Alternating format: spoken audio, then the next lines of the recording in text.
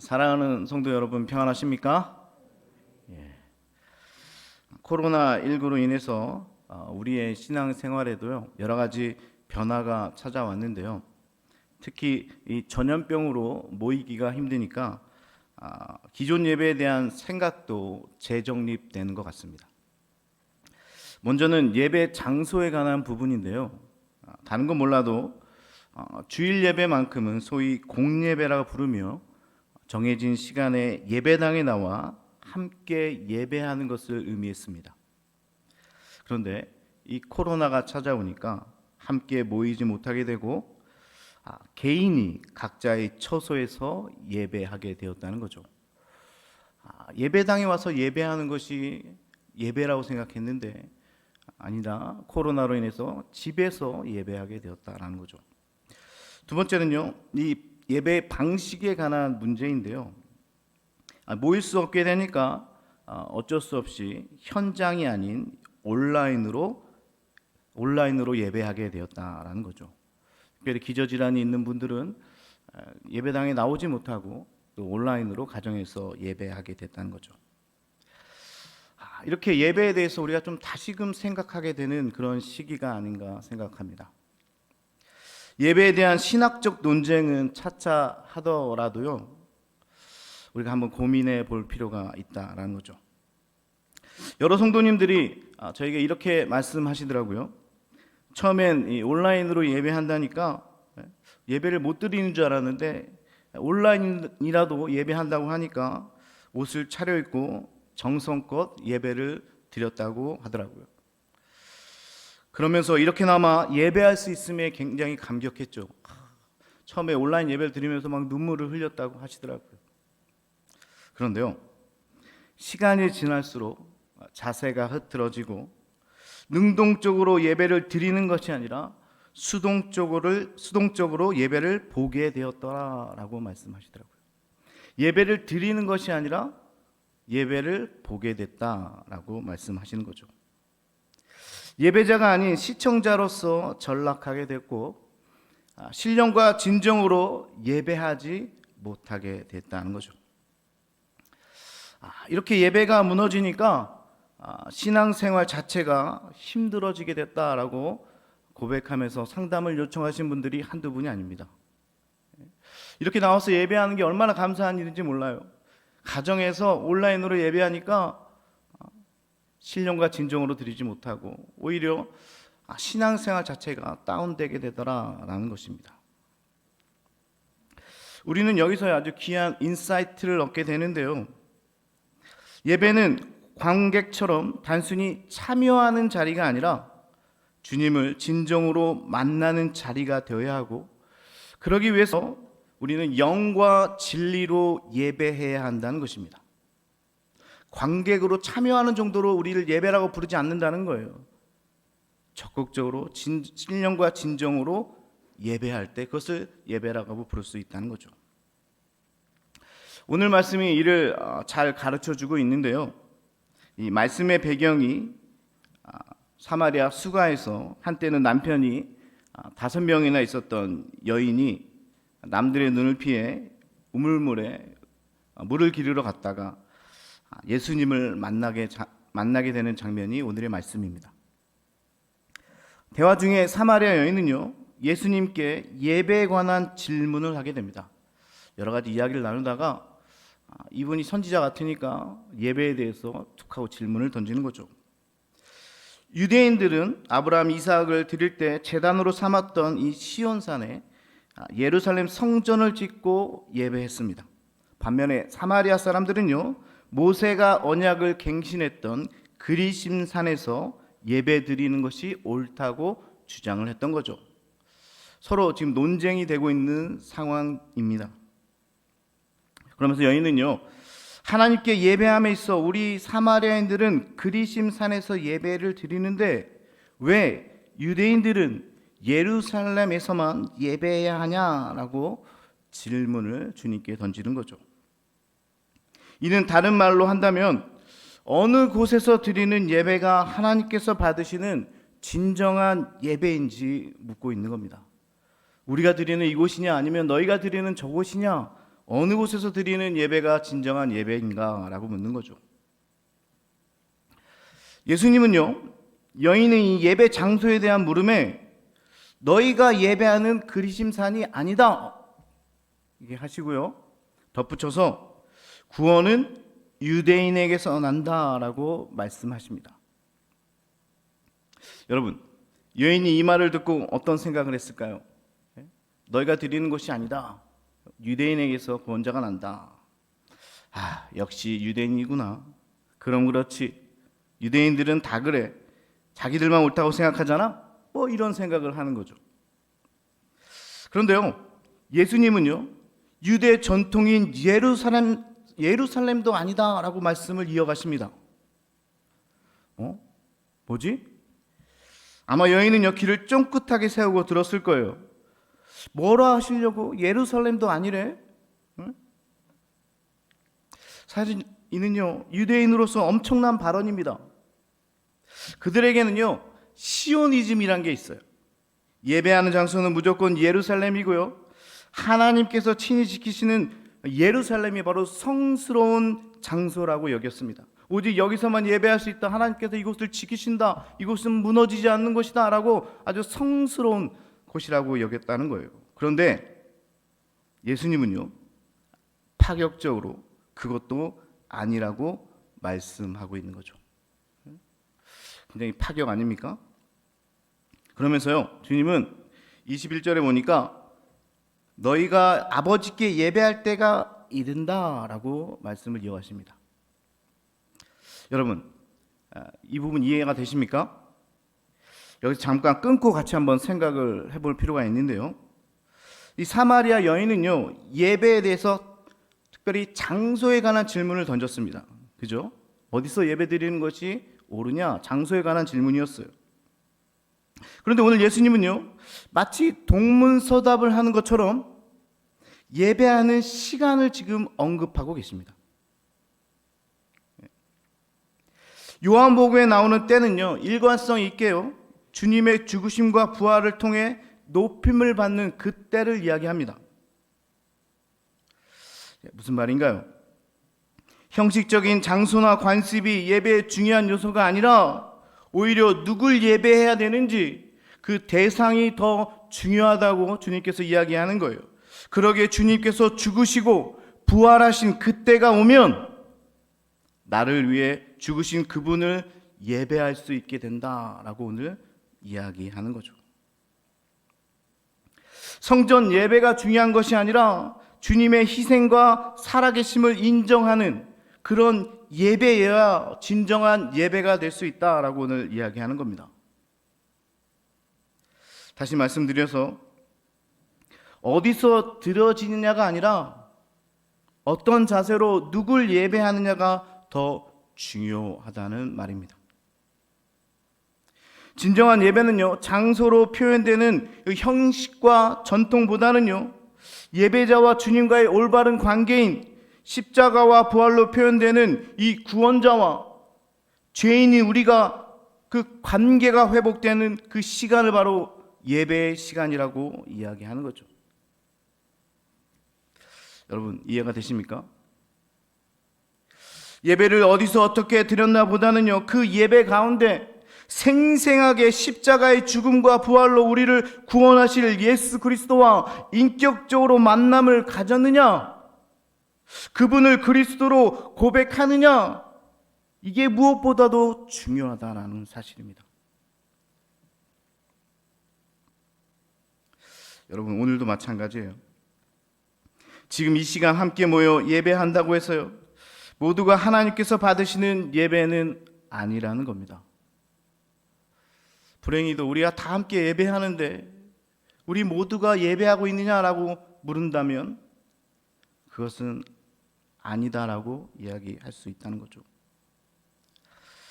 형식적으로 내가 지금 예배 시간에 예배당에 와서 예배한다고 해서 그게 예배가 아니라는 거예요.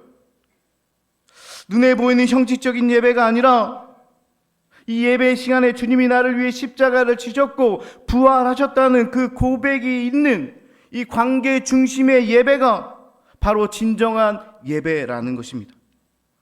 그리고 오늘 우리가 지금 드리는 예배 가운데도 필요한 부분이라는 거죠. 그렇게 드릴 때 우리는 진정한 예배를 드린다는 말입니다. 그러면서 오늘 하나님은요, 그런 예배자를 찾는다라고 말씀하십니다. 말씀 23절에 보니까 아버지께서는 자기에게 이렇게 예배하는 자들을 찾으시느니라. 신령과 진정으로 예배하는 자를 찾고 있다라는 거죠. 이 찾고 있다는 표현에는요, 여전히 예배한다는 사람들 중에서 그렇게 예배하지 못하는 사람들이 많다는 거 아니겠습니까? 그러니까 주님이 찾으신다라는 거죠. 하나님과의 관계 안에서 신령과 진정으로 예배하는 자를 주님께서 찾고 있다라는 거죠. 원어로는요, 엔 푸뉴마티카이 알렌세이아라는 말인데요, 이 번역을 해보면요, 정확하게 번역하면 성령과 진리 안에서 하나님과 관계 맺는 사람들을 바로 예배자라고 부른다는 거죠. 복음서에서 진리는요, 예수 그리스도 자신입니다. 항상 진리를 얘기한다면요, 그것은 예수 그리스도예요. 그렇다면 성령과 진리 안에서라는 의미는요, 성령의 도우심 가운데 예수 그리스도의 속죄함을 믿고 그리스도로 고백하는 공동체가 바로 진정한 예배 공동체라는 겁니다. 성령 안에서 구속함을 얻고 그리스도로 고백하는 그 공동체야만 오늘 예배하는 공동체라고 부를 수 있다는 거죠. 사랑하는 성도 여러분, 오늘날도요, 수많은 예배가 드려집니다. 조금 심하게 이야기하면요, 우리는요, 예배 홍수 가운데 살고 있어요. 또 코로나가 오니까요, 너도 나도 온라인 예배 방송을 하니 기독교 TV를 틀어도, 인터넷 유튜브를 틀어도요, 우리는 언제든지 예배할 수 있습니다. 또한 우린 북한처럼 예배한다고 해서요, 잡혀가지도 않습니다. 이렇게 예배를 수없이 드리는데요, 정말 예배 홍수 가운데 살고 있는데요, 마음만 먹으면 언제든지 예배할 수 있는데요, 여기서 의문이 생기는 거죠. 그런데 왜 갈수록 교회가 세상에서 빛과 소금의 역할을 감당하지 못할까? 이렇게 예배를 많이 드린다는데 왜 우리는 빛과 소금의 역할을 감당하지 못할까? 왜 예배하는 우리의 삶에는 변화되지 않는 것일까? 예배를 그렇게 많이 드리는데 우리의 삶에는 왜 진정한 성령의 변화가 일어나지 않느냐라는 것입니다. 답은 하나, 성령과 진리 안에서 예배하지 않기 때문입니다. 성령과 진리 안에서 예배하지 않는다는 거예요. 우리도 마치 여인처럼요, 예배의 외형만 쫓아 살아온 것은 아닌지, 내가 예배 시간에 예배당에 왔으니까 난 이제 예배 잘하고 있어, 나는 예배를 빠뜨리지 않는 사람이야, 이렇게 외형만을 강조한 그런 껍데기만 있는 신앙은 아니었는지 돌아볼 필요가 있다는 거죠. 사람들이 오해하는 것이 있습니다. 예배의 외형만 갖추고 있다면 그것이 예배하는 것이고 하나님께서 만족해 하실 예배라는 착각 말입니다. 여기서 이렇게 예배하고 있다면 하나님께서 모두 바라보시고 기뻐하신다는 착각을 우리는 이 예배의 한 중간에서도 지니고 있다는 말입니다. 아모스 선지자가요, 5장 22절에서 24절까지 이렇게 질타를 합니다. 우리 같이 한번 읽어볼까요? 시작. 너희가 내게 번제나 소제를 드릴지라도 내가 받지 아니할 것이요 너희의 살찐 희생의 화목제도 내가 돌아보지 아니하리라. 내 노래소리를 내 앞에서 그칠지어다. 내 비파소리도 내가 듣지 아니하리라. 오직 정의를 물같이 공의를 마르지 않는 강같이 흐르게 할지어다. 아멘. 여인은 예배함에 있어서요, 어디서 예배해야 하는지, 어떤 모양으로 예배해야 하는지가 굉장히 중요했던 거예요. 그런데 우리도 마찬가지라는 겁니다. 예배 때 어떤 음악을 사용해야 할지, 일어나서 찬양을 해야 될지, 손 들고 찬양해야 될지, 특정한 형식을 갖춰야 한다든지, 그런 여러 가지 외형에만 관심이 너무나 많아서 정말 예배의 한가운데, 예배드리는 한가운데 정말 예수를 구주로 고백하고 있는지, 정말 예배 가운데 예수님과 터치가 개인적으로 일어나고 있는지, 이거에 대한 관심은 없어졌다는 말입니다. 12년간 혈류병 앓던 여인이요, 그 많은 사람들 가운데 예수님을 터치합니다. 그러나 그때 예수님께서 그 마음을 알아보시고 그 여인을 치료해 주는 거예요. 수많은 사람들이 예수님을 터치했어도 아무런 능력이 나타나지 않지만 이 여인의 터치는요, 그 군중들 가운데 엄청난 능력을 발휘할 수 있는, 하나님의 능력을 발휘하게 되는 원동력이 되었다는 겁니다. 이 많은 사람들이 같이 예배하고 있는데요, 이 예배하는 사람들 중에서도 각자 한 사람 한 사람이 주님과 터치하고 있어야 하는 겁니다. 주님을 예수로 고백하고 구주로 고백하고 그리스도로 고백하는 자리가 바로 이 자리, 예배의 자리가 되어야 한다는 것입니다. 다른 형식이 아니라 내가 이 시간 주님을 만나고 있는지, 주님과 터치하고 있는지, 구주로 고백하고 있는지, 이게 더 중요하다는 거죠. 진정으로 드리는 예배는 형식이 아니라 그 형식 안에 있는 담겨진 본질이라는 것입니다. 하나님은 영이시기에 어떤 형식도 절대화될 수 없는 거예요. 가장 중요한 것은 예배의 내용, 이 본질이라는 것입니다. 본질적으로 우리는 누구를 예배하느냐, 이 가운데 누구와 터치하고 있느냐. 우리 예배의 대상이 바로 우리를 위해 십자가에서 죽으시고 부활하신 주님이셔야 한다는 것입니다. 그게 바로 오늘 우리가 드리는 예배의 본질이라는 겁니다. 화려한 외형을 갖추고 있더라도, 아니 예수란 이름을 부르고 있다손 치더라도요, 십자가의 죽음과 부활의 그리스도를 만나지 못한다면 그것은 절대로 예배가 될 수 없습니다. 오직 예배는요, 주님과의 관계 가운데 나타납니다. 주님과의 터치 가운데 그것이 예배될 수 있다는 거죠. 말씀으로 돌아가 예배할 때가 온다는 주님의 말씀을 듣고 이 여인이 25절에 메시아 곧 그리스도라 하는 이가 오실 줄을 내가 아노니 그가 오신다면 내가 그를 예배하겠노라 당당하게 이야기하죠.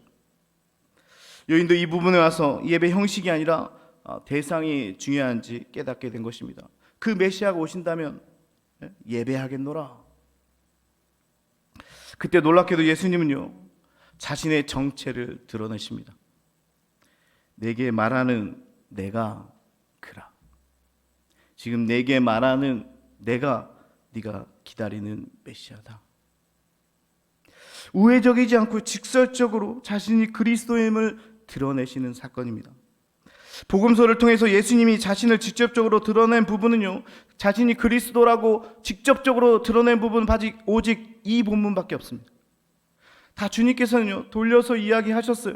근데 오늘 사마리아 여인에게는 아주 직설적으로 이야기하는 겁니다. 내가 바로 그 메시아다.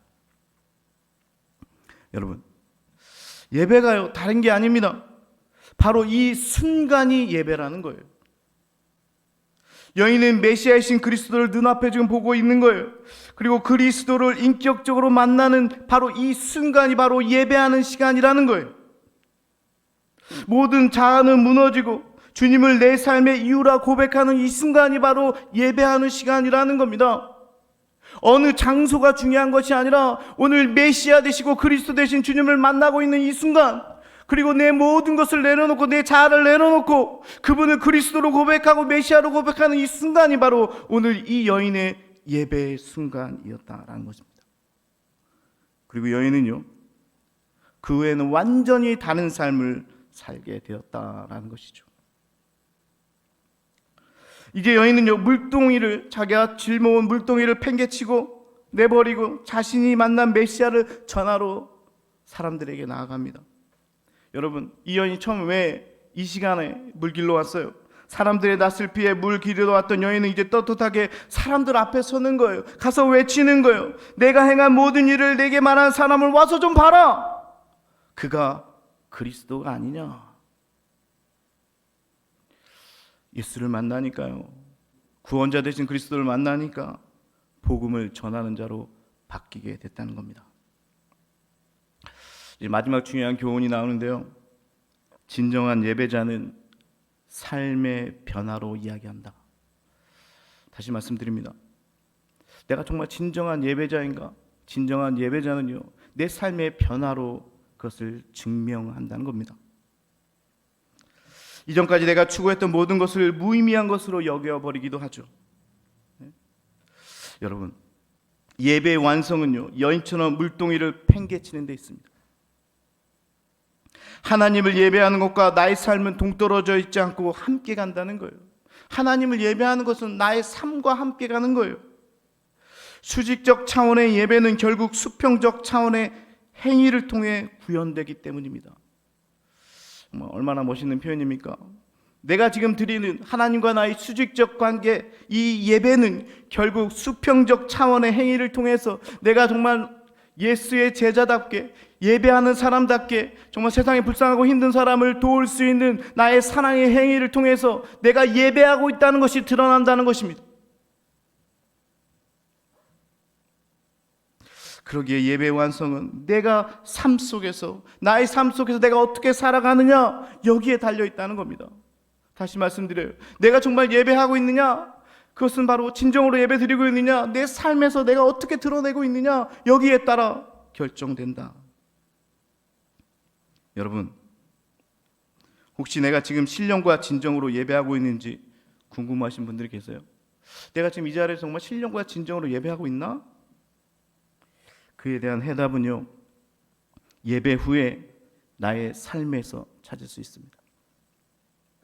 이전과 다른 변화된 삶을 살고 있는지, 크리스천으로서 세상에서 영향력을 미치고 살아가는지 여기에 달려 있다는 겁니다. 왜 그럴까요? 신령과 진정으로 예배한다는 것이 바로 성령 안에서 그리스도와 인격적으로 만나는 것이고, 이는 예배하는 그 시간에 국한된 것이 아니라 일상에서도 드러나기 때문이에요. 예수의 제자로서 세상에 영향력을 미치는 삶을 살게 되고, 그것이 결국 예배자의 삶이 되기 때문입니다. 단순히 지금 예배 드리는 이 시간이 아니라 예배 후에 나의 삶을 통해서 오늘 신령과 진정으로 지금 예배 드리고 있느냐가 결정된다.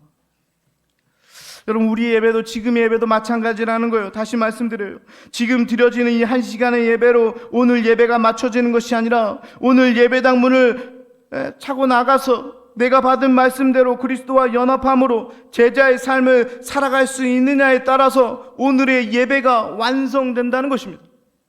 지금 한 시간 드리는 예배로서 끝나는 것이 아니라, 오늘 하나님의 수직적 관계 가운데 하나님께 예배한 것이 오늘 문을 나가서 내가 만나는 모든 사람들을 통해서 빛과 소금의 역할을 담당할 때, 정말 그리스도의 제자로 살아갈 때 오늘 드리는 예배가 완성된다는 거예요. 그게 정말 진정과 진정으로 드렸던 예배가 된다는 것입니다. 결국 여인의 말을 들은 동네 사람들이 나와서 예수님을 만나게 되고 이틀간이나 더 붙잡아 두고 말씀을 듣게 된다라는 것이 오늘의 마지막 이야기입니다. 그러면서 세상의 구주신 줄 알게 되었다라고 고백하죠. 이름도 알려지지 않은 사마리아 여인을 통해서 마을 전체가 예수를 영접하게 되는 부흥의 역사가 일어나게 된 것입니다. 신령과 진정으로 드려지는 예배의 장소는요, 그리심산도 아니었고 예루살렘도 아니었으며 예수님의 사역 현장이었던 유대 갈릴리도 아니었습니다.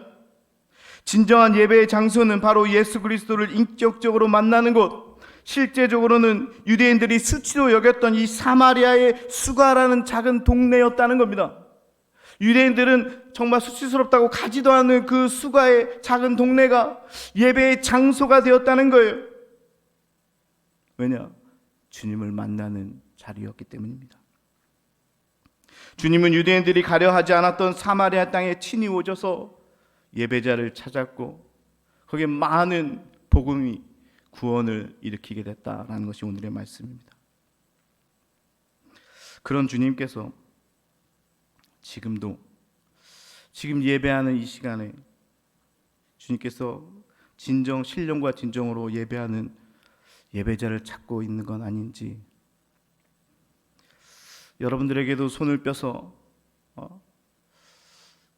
여러분들을 만져주시고 정말 신령과 진정으로 살아내는 예배자가 되라라고 부르고 있지는 않은지 말입니다.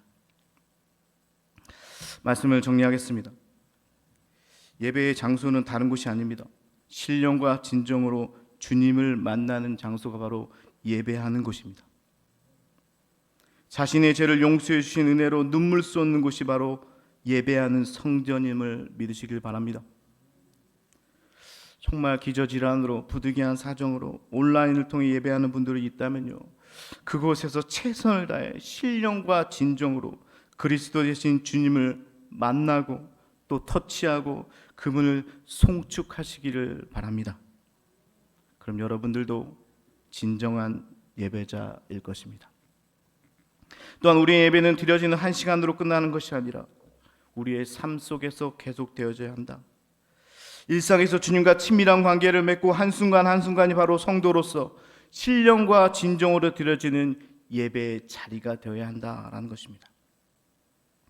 특히 예배당 안에서만 드려지는 예배가 아니라 물동이를 던져 마을로 간 여인처럼 교회 밖에서 예수의 제자로서 어떻게 사느냐에 따라, 부르신 곳에서 어떻게 살아가느냐에 따라 참된 예배자의 모습이 결정된다는 사실을 여러분 잊지 마시길 바랍니다.